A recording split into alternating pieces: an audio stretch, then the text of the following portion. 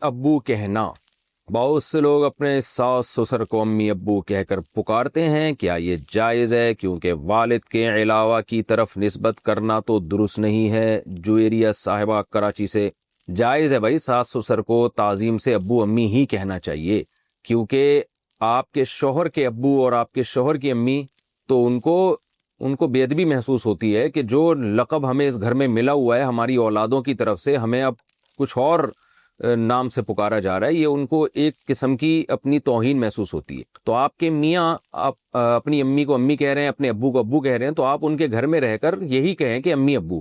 رہا یہ مسئلہ کہ وہ جو ہے کیا نام، اولاد اور بہو جو ہے نا، یہ داماد اور بہو یہ اولادوں میں ہی داخل ہیں۔ یہ جو قرآن مجید میں اللہ تعالیٰ کے ارشاد ہے نا، ندعو ابناءنا و ابناءکم، نبی صلی اللہ علیہ وسلم جب مباہلہ کے لیے گئے ہیں تو حکم یہ تھا کہ اپنی اولادوں کو بھی لے کر جائیں، تو اس میں یہ کہ ہم اپنے بیٹوں کو بھی لے کر آئیں گے، تو آپ صلی اللہ علیہ وسلم حضرت علی رضی اللہ تعالیٰ عنہ کو بھی لے کر گئے ہیں۔ تو علماء نے اس میں یہ لکھا ہے کہ یہ اولاد کے مفہوم میں حضرت علی بھی داخل تھے۔ داماد بھی اولاد ہی کی طرح ہوتا ہے، اسی طرح بہو بھی اولاد کی طرح ہوتی ہے۔ تو داماد کو چاہیے کہ وہ اپنی بیوی کے والدین کو وہی کچھ کہا کرے، وہی لقب دیا کرے جو اس کی بیوی دیتی ہے۔ اگر بیوی اپنے والد کو ابو کہتی ہے تو داماد کو بھی چاہیے کہ وہ اپنے سسر کو ابو کہے۔ اگر بیوی اپنے والد کو ڈیڈی کہتی ہے تو شوہر کو چاہیے اپنی بیوی کے والد کو ڈیڈی ہی کہا کرے۔ اگر وہ پاپا کہتی ہے تو شوہر کو بھی چاہیے کہ وہ اپنی بیوی کے ابا کو پاپا کہے۔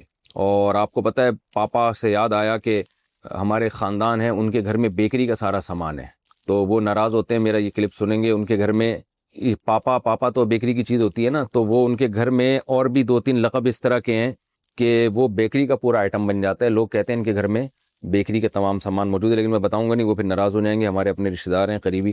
خیر، تو جو یعنی آپ کے شوہر اپنے والدین کے لیے جو لقب استعمال کرتے ہیں تو بیوی کو چاہیے وہی لقب ساس سسر کے لیے استعمال کرے۔ اور اسی طرح معاملہ یہاں بھی ہے کہ بیوی اپنے والدین کو جن الفاظ سے پکارتی ہے تو داماد کو بھی چاہیے کہ اپنے ساس سسر کو انہی الفاظ سے پکارے، اس میں وہ اپنی عزت محسوس کرتے ہیں، اپنائیت محسوس کرتے ہیں۔ رہا یہ مسئلہ کہ بھئی ابا کے علاوہ کسی اور کی طرف نسبت جائز نہیں ہے، تو اس کا مطلب یہ ہے کہ غیر ابا کو اپنا ابا بنا کے نہیں پیش کرنا چاہیے۔ یعنی کوئی آپ سے پوچھے کہ آپ کے والد صاحب کون ہیں، تو آپ نے پتہ چلا سسر کو بول دیا یہ میرے والد صاحب ہیں، تو یہ غلط ہو جائے گا۔ اس کے جو آپ کے سچی مچی کے والد ہیں ان کو تکلیف ہوگی، لے بھائی اب تو اتنا فری ہو گیا، سسرال کا ایسا غلام بن گیا کہ اپنے اوریجنل ابا کو ہی تو نے فہرست سے نکال دیا ہے۔ تو یہ مطلب ہے کہ جب کوئی آپ سے پوچھے کہ آپ کی والدہ کون ہے تو پھر آپ نے اپنی سچی مچی کی والدہ کا نام بتانا ہے، مدر ان لا کا نام نہیں بتانا۔ نہ ماں کا نسب تبدیل کر سکتے ہیں، نہ باپ کا نسب۔ تو پیار سے تو کسی کو بھی پکار سکتے ہیں، ہم تو ایسے لوگوں کو بھی جانتے ہیں کہ اپنے ابا کو کچھ اور کہتے ہیں اور چاچا کو ابا کہتے ہیں۔ تو یہ جو الفاظ ہیں نا، ان سے کچھ نہیں ہوتا۔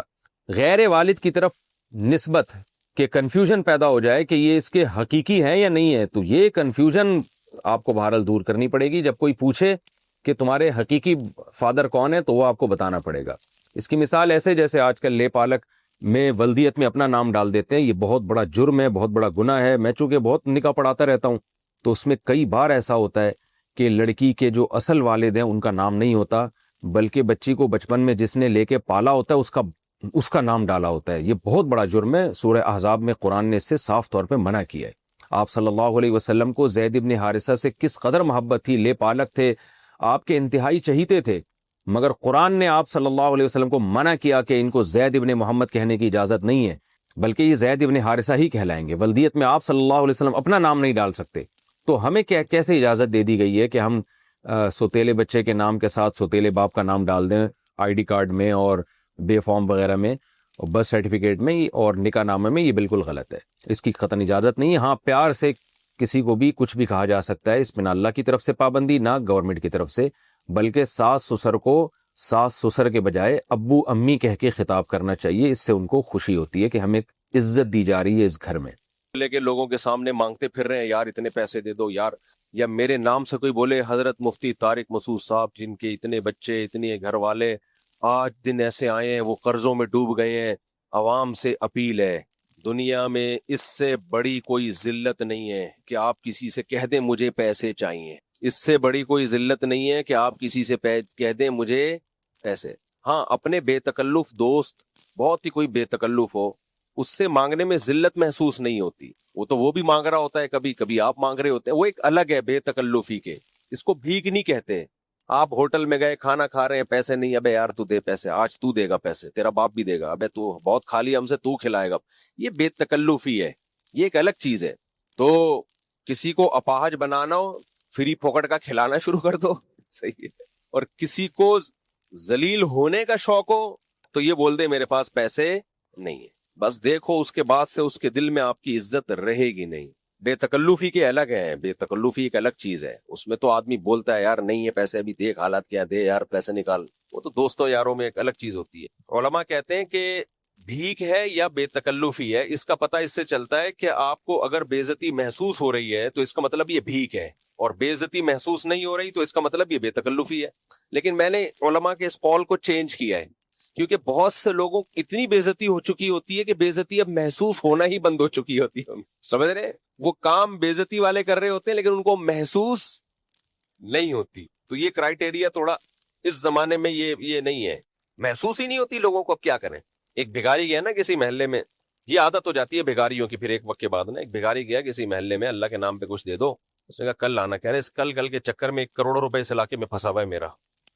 اس کل کے چکر میں اس علاقے میں میرا کروڑوں روپے پھنسا ہوا ہے. تو رمضان میں پروفیشنل بھکاری بہت آتے ہیں, بہت آتے ہیں. لَنَقْلُ الصَّخْرِ مِنْ قُلَلِ الْجِبَالِ أَحَبُّ إِلَيَّ مِنْ مِنَنِ الرِّجَالِ. ہمارے حضرت مفتی رشید احمد صاحب رحمہ اللہ یہ شعر بہت پڑھا کرتے تھے, ایک عرب شاعر کا, کہ پہاڑوں سے جا کے میں پہاڑوں پہ بڑے بڑے پتھر لے کے ایک جگہ سے دوسری جگہ لے کے جاؤں, یہ مجھے آسان ہے میرے لیے اس بات سے کہ میں لوگوں کا احسان لوں.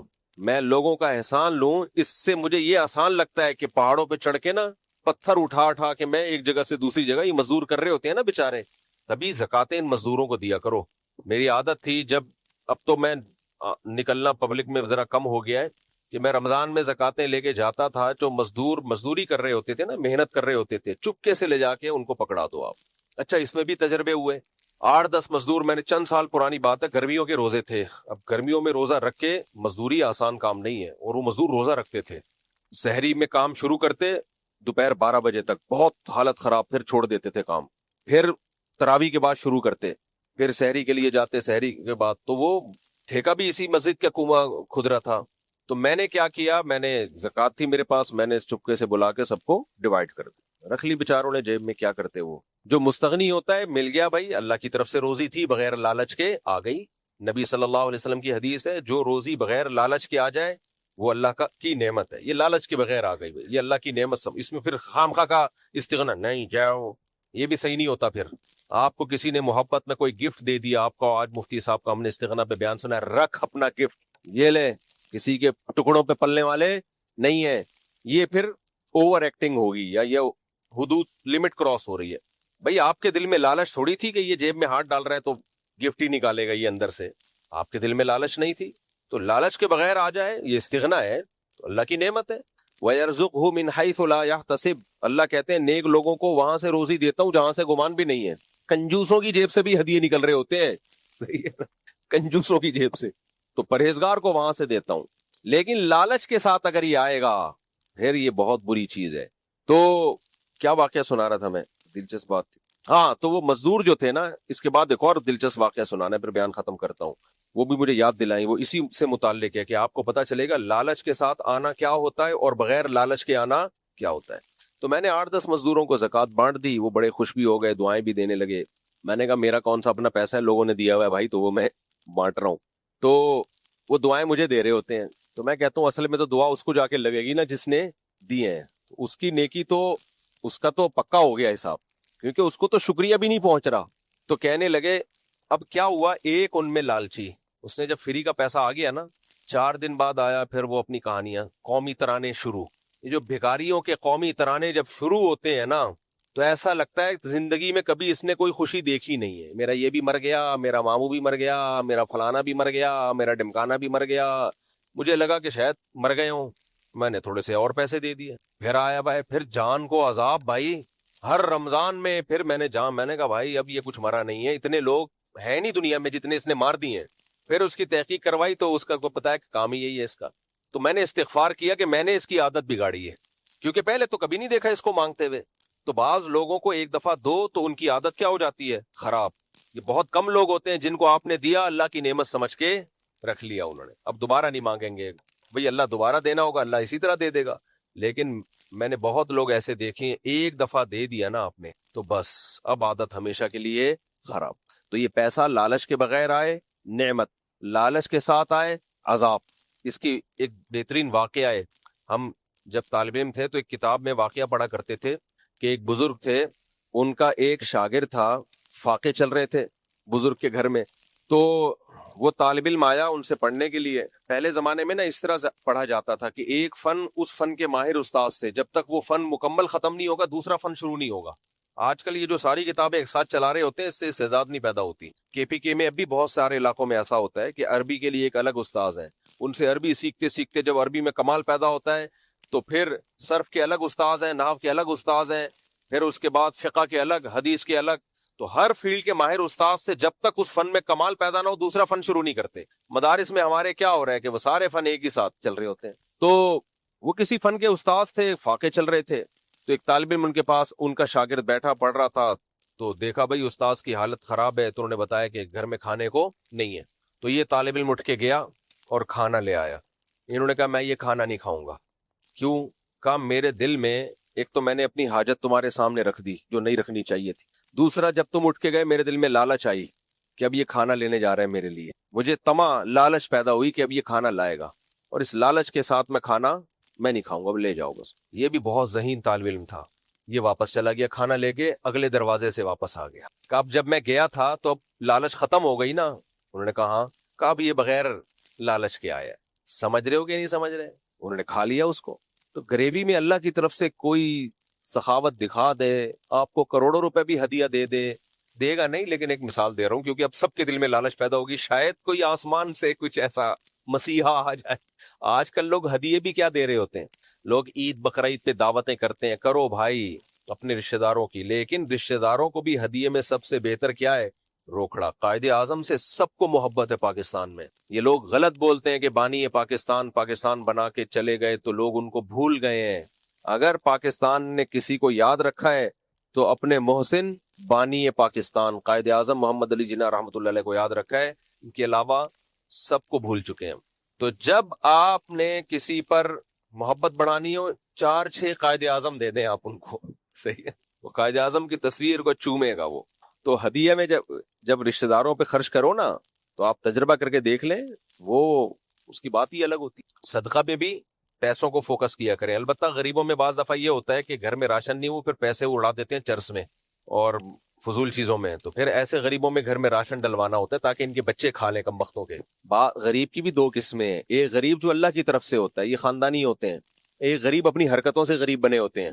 تو اب دینا تو ان کو اس لیے ہوتا ہے کہ ان کی غربت سے ان کے بیوی بچوں کا تو بیڑا غرق ہو رہا ہے نا, تو کب راشن تو گھر میں جائے گا. تو ایسے لوگوں کو پھر راشن ڈلوا کے دینا چاہیے, ورنہ ایسے بھی غریب ہم نے دیکھے ہیں کم وقتوں کو کچھ پیسے دیے چھٹے میں اڑا دیے جا کے, پھر بھوکے بیٹھے ہوئے. تو لالچ کے بغیر آئے اللہ کی نعمت, لالچ کے ساتھ آئے عذاب, عادت خراب, ہوس. تو رمضان میں خوب صدقات و خیرات کریں, رشتہ داروں پہ ہاں بغیر مانگے تو جس کو دیں بھائی. اگر آپ کو پتا ہے کہ یہ مستحق نہیں ہے لیکن مجھ سے کم مالی حیثیت ہے تو دے دیں آپ اس کو. مانگنے والوں میں احتیاط کریں, مانگنے والوں میں جو مستحق ہو اس کو دیں. اب مستحق کا پتہ کیسے چلے بھائی؟ یہ ہر آدمی کا اپنا ایک جانچنے کا معیار ہے. میرا ہو سکتا ہے معیار الگ ہو, آپ کا معیار الگ ہو. اب اس میں کوئی نپا تلا معیار نہیں ہے, وہ آپ نے خود فیصلہ کرنا ہے. میرا مقصد صرف یہ ہے کہ پیسوں کو پھینکے نہیں. یہ جو افطار کے ڈبے لوگ فری پھوکٹ میں تقسیم کر رہے ہوتے ہیں, میں اس کا قائل نہیں ہوں.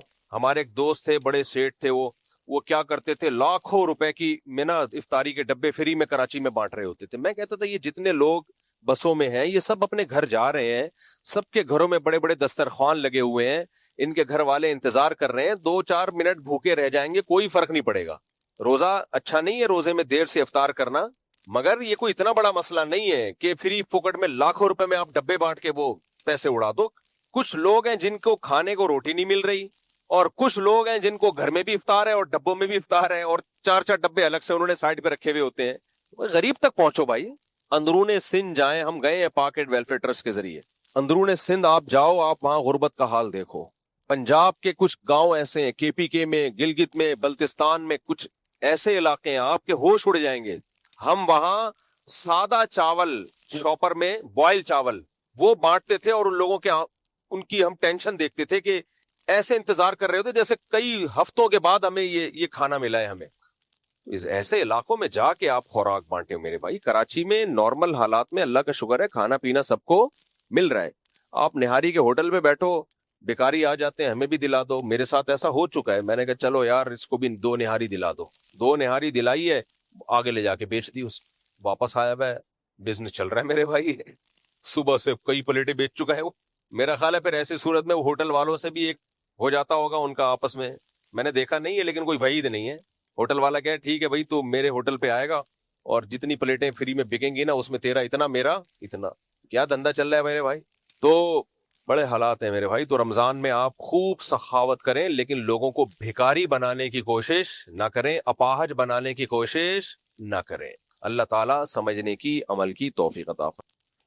یہ سوال پوچھا ہے, بس میں نماز پڑھتے ہیں کسی مجبوری کی وجہ سے, تو آپ نے کہا تھا کہ قیام ضروری ہے, تو کیا سجدہ بھی زمین پر کرنا ضروری ہے یا نہیں؟ اگر سجدے کی جگہ آگے زمین پہ مل جائے تو کریں, ورنہ سیٹ پہ سجدہ کر لیں.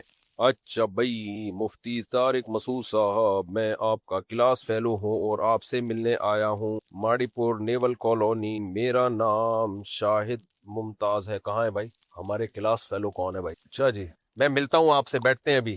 شاہد وہ ساجد کا بھائی تو نہیں؟ ارے کیسا پہچانا ہے میں نے, ان سے کتنے سال کے بعد مل رہا ہوں, 25 سال. پہچان لیا, میں بندوں کا نام یاد نہیں رکھتا. یہ میرے ساتھ سیٹ پہ بیٹھتے تھے. ساجد کدھر ہے آج کل؟ کام پہلے بھی کام ہی کر رہا تھا, وہی والے کام کر رہا ہے جو پہلے کر رہا تھا, یعنی شرارتیں. اچھا اب کوئی ڈھنگ کے کام کر رہا ہے. ان کا بھائی تھا ساجد, ایک نمبر کا شرارتی, بڑے بڑے بال رکھے ہوتا تھا اور ہیرو بنا ہوا رہتا تھا. کوئی فلمیں دیکھتا تھا انڈین تو پورے ان کے اسٹائل میں گھومتا تھا. پڑھتا بالکل بھی نہیں تھا. صحیح ہے, بیٹھتے ہیں ابھی.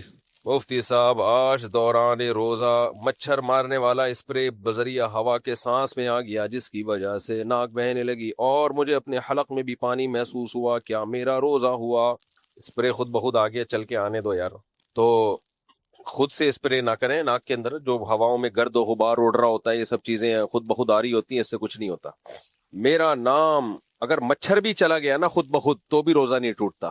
یہ تو ابھی اسپرے گیا ہے خالی, پورا کھائیں نہیں پھر روزہ ٹوٹ جائے گا. جو چیزیں کھانے کی نہیں ہیں اور وہ خود بخود حلق میں چلی جائیں ان سے روزہ نہیں ٹوٹتا. جیسے تنکا اڑ کے چلا گیا, گرد و غبار چلا گیا, یہ کھانے کی چیزیں ہیں نہیں. جو کھانے کی چیزیں ہیں نا وہ اگر خود بخود بھی چلی جائیں آپ کے ارادے کے بغیر تو روزہ ٹوٹ جاتا ہے. جیسے روٹی ہے, سالن ہے, یا پانی ہے, یا دوا ہے. کوئی دوا بھی کھانے کی چیز ہوتی ہے نا, تو وہ چلا گیا. جو انسانوں کے کھانے کی دوائیں ہوں تو وہ دوا چلی گئی تو روزہ ٹوٹ جائے گا. ہاں گناہ نہیں ہوگا کیونکہ آپ نے جان کے کھایا نہیں ہے, غلطی سے چلا گیا. ایک مسئلہ خوب سمجھ لو, بھولے سے کھانے سے روزہ نہیں ٹوٹتا, غلطی سے کھانے سے ٹوٹ جاتا ہے روزہ. بھولے سے کھانے سے نہیں ٹوٹتا روزہ, غلطی سے کھانے سے ٹوٹ جاتا ہے. غلطی کا مطلب کیا ہے؟ آپ سمجھے کہ افطار کا ٹائم ہو چکا ہے, آپ نے کھا لیا, بعد میں پتا چلا ابھی تو اذان ہوئی نہیں ہے, سورج غروب ہی نہیں ہوا, ٹائم دیکھنے میں غلطی ہوئی, تو روزہ ٹوٹ گیا آپ کا. تو جب روزہ ٹوٹ گیا آپ کا تو قضا لازم ہے, کفارہ لازم نہیں ہے. قضا اس لیے کہ روزہ ٹوٹ گیا, کفارہ اس لیے نہیں کہ جان کے نہیں توڑا آپ نے, غلطی ہوئی ہے. اب ہمارے اہل حدیث بھائی جو ہیں وہ اس میں بھی بعض لوگ بڑی بحث کرتے ہیں. وہ کہتے ہیں یہ حنفیوں نے اپنی طرف سے نکال لیا مسئلہ. ایک تو جو مسئلہ بھی ان کو سمجھ میں نہیں آئے تو وہ حنفیوں نے اپنی طرف سے نکالا ہوا ہوتا ہے. وہ کہتے ہیں بھائی یہ کیوں, جب حدیث میں آتا ہے بھولے سے کوئی کھا پی لے تو اس میں روزہ نہیں ٹوٹتا, تو غلطی سے بھی تو اس نے جان کے نہیں کھایا نا, تو اس میں کیوں ٹوٹ گیا روزہ؟ بھائی حدیث میں آتا ہے کہ بھولے سے کسی نے کھا لیا تو روزہ نہیں ٹوٹتا. غلطی کو بھول پر قیاس کر رہے ہو آپ, تو یہ قیاس سے آپ مسئلہ بتا رہے ہو. ہمیں حدیث دکھاؤ آپ کہ غلطی سے کسی نے کھا لیا تو روزہ ٹوٹ جائے, نہیں ٹوٹے گا, اس پہ کوئی حدیث نہیں ہے. تو فوراً ایک حدیث پیش کرتے ہیں, رفع عن امتی الخطأ والنسیان, میری امت سے خطا اور نسیان یعنی بھولے سے کچھ کام کر لے یا غلطی سے کچھ کر لے تو وہ مرفوع القلم ہے. تو یہاں خوب سمجھ لو اس حدیث کا مطلب کیا ہے. جو بھول یا غلطی سے کوئی کام کر لے تو مرفوع القلم ہے. رفع عن امتی اسم الخطأ والنسیان, یہاں مضاف معذوف ہے کہ بھول اور غلطی سے کیے جانے والے گناہ کو اللہ نے اٹھا لیا ہے. اس پہ گناہ نہیں ہوتا. یہ مطلب نہیں ہے کہ جو شرعی حکم ہے وہی مرتب نہیں ہوتا اس کے اوپر. شرعی حکم تو مرتب ہوتا ہے. ہم نماز میں غلطی سے کچھ کر لیتے ہیں تو سدا صاحب لازم ہوتا ہے. احرام کی حالت میں آپ کوئی جنایت کر لو، غلطی سے بھی کر لو، دم آپ پر لازم ہوتا ہے. نماز میں آپ بھولے سے کسی سے بات چیت کر لو، چل پھر لو، یا آپ بھول گئے کہ میں نماز پڑھ رہا ہوں اور آپ نے وسیم کے چپیٹ لگا دیا جو بہت دنوں کے بعد آپ کو ملا ہے، تو نماز تو ٹوٹ گئی آپ کی. تو غلطی سے آپ نے بندہ مار دیا، بلکہ قرآن کیا کہتا ہے، آپ نے غلطی سے بندہ مار دیا، آپ کا ارادہ ہرن مارنے کا تھا، لگ بندے کو گئی، تو قتل خطا کی دیت ہے. آپ کو پیسے بھی دینے پڑیں گے اور 60 روزے بھی رکھنے پڑیں گے کفارے کے، حالانکہ آپ نے یہ کام جان کر نہیں کیا. تو رفع عن امتی حکم الخطا والنسیان نہیں ہے کہ خطا اور نسیان سے جو کام ہو اس کا شرعی حکم ہی مرتب نہیں ہوگا، یہ حدیث میں نہیں ہے. بلکہ حدیث کا مطلب ہے غلطی یا بھولے سے کوئی کام ہو گیا تو گناہ نہیں ملتا. تو باقی جو شرعی احکام ہے اس پر جو مرتب ہوتے ہیں وہ تو ہوں گے. ہاں، روزے کو شریعت نے مستثنا کیا. روزے کے بارے میں حدیث ملتی ہے ہمیں کہ بھولے سے کھا لیا تو شرعی حکم بھی مرتب نہیں ہوگا. تو صرف روزے میں بھول مستثنا ہے، اس کے علاوہ غلطی سے کرو یا بھولے سے کرو، دنیا کی جو سزا ہے، دنیا کا جو قانون ہے وہ اپلائی ہوگا اس کے اوپر. تو اس لیے یہ جو ہمارے اہل حدیث بھائی دلیل دیتے ہیں کہ غلطی سے روزہ ٹوٹ گیا تو روزہ نہیں ٹوٹے گا، نہ نہ نہ. آپ روزے میں غرارہ کر رہے تھے، آپ کو روزہ یاد بھی تھا، فنٹر بن رہے کہ میں احتیاط سے غرارے کروں گا، اور پانی حلق میں غلطی سے چلا گیا تو روزہ ٹوٹ گیا آپ کا. اگرچہ گناہ نہیں ہوگا، آپ نے جان کے نہیں توڑا، لیکن روزہ ٹوٹ گیا آپ کا. آپ سمجھ رہے تھے کہ سورج غروب ہوگا 6:30 پہ، حالانکہ اس نے 6:35 پہ غروب ہونا تھا، اور آپ نے کھانا شروع کر دیا تو روزہ ٹوٹ گیا. آج کل میمز بھی آ رہی ہیں نا، باہر آواز آئی اللہ تو انہوں نے کھانا شروع کیا، بعد میں دیکھا او بھنڈی والا، اس طرح کی آواز آئی کوئی، وہ کہا بھائی یہ تو ہم تو فارغ ہو گئے تو روزہ ٹوٹ جائے گا. یہاں ایک اور مسئلہ سمجھ لیں، یہ اسی پہ آج کلپ بنا کے یہ پورا سوال ڈال دینا کیونکہ یہ بہت اہم مسئلہ ہے. میں نے پچھلے سال بیان کیا تھا کہ افطار میں جلدی سنت ہے، لیکن اتنی جلدی نہ کرے کہ پتہ ہی نہ ہو کہ سورج ڈوبا بھی ہے کہ نہیں ڈوبا. اب 6:30 اگر ٹائم لکھا ہوا ہے تو کم سے کم احتیاط یہ ہے کہ 6:31 پہ افطار کریں. جو ماہرین ہیں وہ تو کہتے ہیں 2 یا 3 منٹ کی احتیاط ہو، لیکن ہم نے اور کم کر دیا، کم از کم 31 تو ہونے دینا. سورج غروب ہونے کا ٹائم لکھا ہے 6:30، تو کم سے کم کتنا احتیاط کرنی ہے؟ کم سے کم مرے سے مرا 1 منٹ تو احتیاط کریں. لوگ کرتے نہیں ہیں، اذانیں جلدی بھی دے دیتے ہیں. اس پہ بھی ہمارے ہی ایک عالم نے بھی اعتراض کیا اور ایک اہل حدیث عالم نے بھی اعتراض کیا کہ بھائی یہ کیا بات ہے، حدیث میں تو آتا ہے نبی صلی اللہ علیہ وسلم پہاڑ پہ کسی کو بھیجتے تھے اور وہ بتاتے کہ سورج غروب ہو گیا، جیسے ہی وہ اشارہ کرتے غروب آپ فوراً تناول کر لیتے، اور افطار میں نبی نے جلدی کا حکم دیا ہے. بھائی افطار میں نبی نے جلدی کا حکم دیا، نبی صلی اللہ علیہ وسلم صحابی کو پہاڑ پہ بھیجتے تھے کہ دیکھو سورج غروب ہو جائے تو بتاؤ، تو غروب تو ہوتا تھا نا.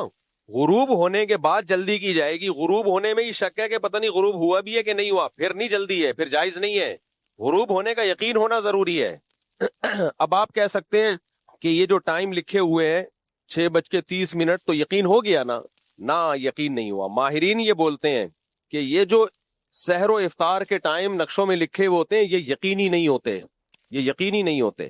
ان میں چند سیکنڈ کا فرق بھی ہو سکتا ہے، 1 آدھ منٹ کا فرق بھی ہو سکتا ہے. ایک تو اس لیے بھی یقینی نہیں ہو سکتے لوکیشن کے اعتبار سے.